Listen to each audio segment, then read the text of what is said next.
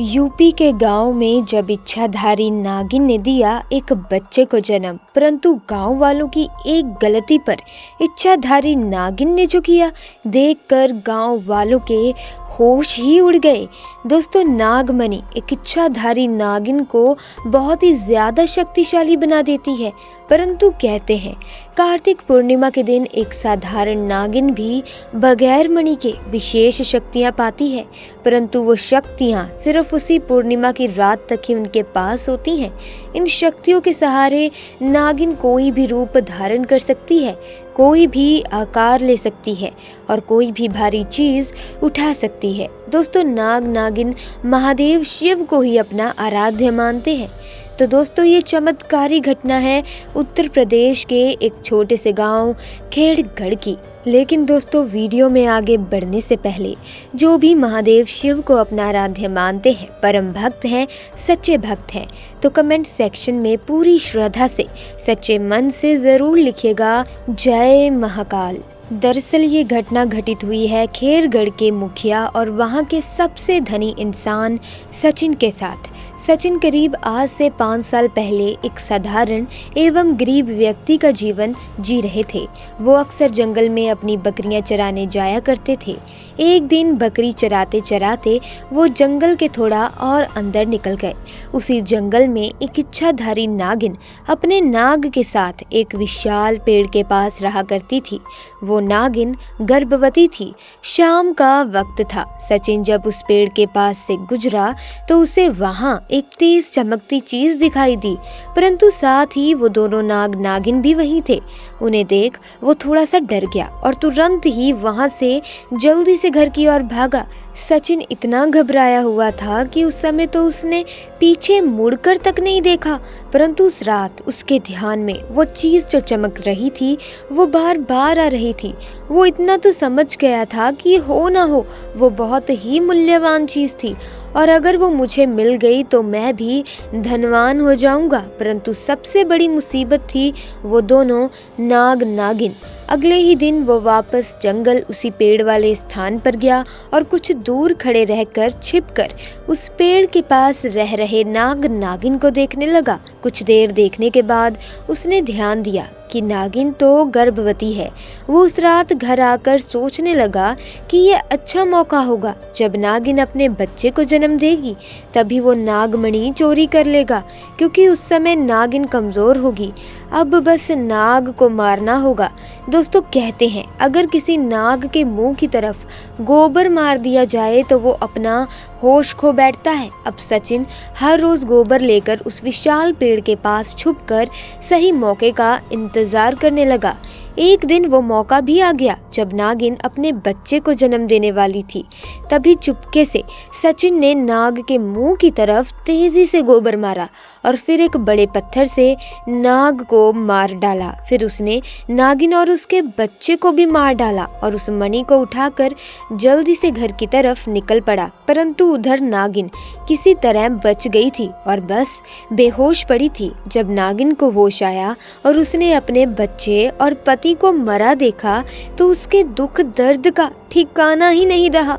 वो उस समय गुस्से से पागल हुई जा रही थी और उसने सचिन से बदला लेने की ठानी। अब उसके मन में सिर्फ एक ही शब्द चल रहा था और वो था बदला। परंतु मणि चली जाने के कारण वो अपनी शक्तियों का प्रयोग नहीं कर सकती थी, परंतु अभी भी वो अपना रूप तो बदल ही सकती थी।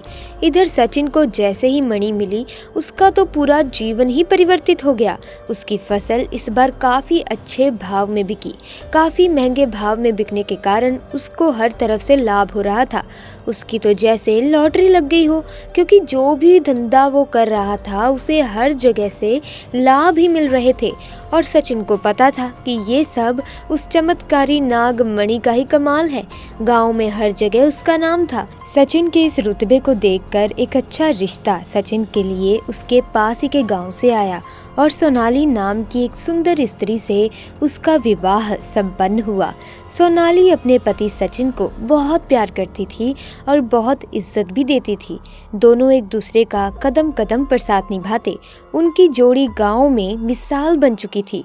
उधर नागिन भी एक पुरुष का रूप धारण कर अमन नाम से सचिन के यहाँ उसका मुंशी बन गया और सचिन का विश्वास जीतने लगा। सचिन भी अमन के व्यवहार और वफादारी को देख उसे अपना भाई समान ही मानने लगा। एक दिन सोनाली अपने पति सचिन के पास आती है और बताती है कि तुम पिता बनने वाले हो, मैं गर्भवती हूँ। ये सुन सचिन की खुशी का ठिकाना नहीं रहा। उस दिन वो खुद अपने मुंशी अमन के पास गया और बोला कि देखो अमन, मेरा कोई भाई नहीं है, परंतु जब से तुम्हारा साथ मिला है तुम मेरे सगे भाई से भी कहीं अधिक बन चुके हो। आज मैं बहुत खुश हूँ, इसीलिए आज मैं अपनी पत्नी और तुम्हें एक खास जगह ले जाना चाहता हूँ, क्योंकि मेरा इस दुनिया में तुम लोगों के सिवाय कोई भी अपना नहीं है। और वो अपनी पत्नी और अमन को कार में बिठाकर गांव के एक कोने में ले जाकर कार एक छोटी सी कुटिया के सामने रोक देता है और बताता है कि जब वो छोटा था तब इसी कुटिया में उसकी माँ की जान उसे जन्म देते ही चली गई थी। उसके पिता तो पहले ही गुजर चुके थे। तब एक बूढ़े बाबा ने उसकी माँ को वहीं दफना दिया था और सचिन को उसी बूढ़े बाबा ने पाला पोसा था। सचिन बताता है कि जब भी उसके साथ कोई बुरी घटना होती है या वो बहुत ज़्यादा दुखी होता है तो वो बस इसी कुटिया के पास चला आता है। यहाँ उसे एक अनोखे सुकून का एहसास होता है। सचिन आगे बताता है कि आज तुम दोनों को मैं इसीलिए यहाँ लाया हूँ क्योंकि तुम दोनों अब मेरी ज़िंदगी का अहम हिस्सा बन चुके हो।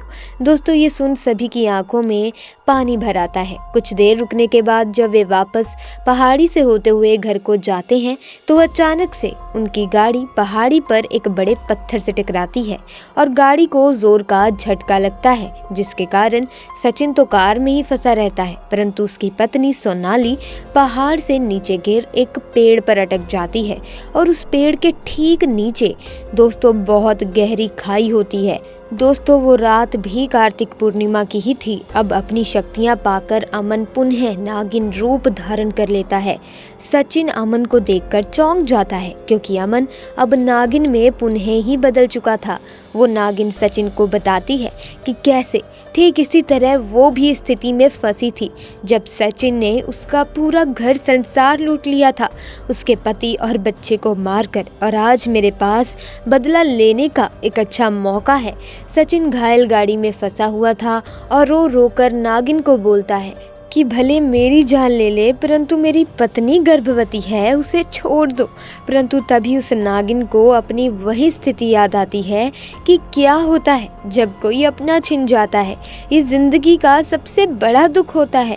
नागिन ने सचिन का उसकी पत्नी के प्रति प्यार देखकर उसे माफ़ कर दिया और उसकी पत्नी को उस पेड़ से निकालकर बचा लिया तथा दोनों को हॉस्पिटल छोड़ खुद वापस जंगल में उसी विशाल पेड़ के पास चली जाती है। जब सचिन हॉस्पिटल से स्वस्थ होकर अपनी पत्नी के साथ घर वापस लौटा तो उसे अपनी गलती का एहसास हुआ और उसने जाना कि उसने कितनी बड़ी गलती करी है। वो नागमणि को लेकर उसी विशाल पेड़ के पास गया और उस पेड़ के पास उस नागमणि को रख फूट फूट कर रोने लगा और शाम को घर वापस आ गया। दोस्तों, कभी कभी इंसान लालच में इतनी बड़ी गलती कर बैठता है ना कि फिर उस गलती को कभी ठीक भी नहीं किया जा सकता और बस अंत में पछतावा ही रह जाता है।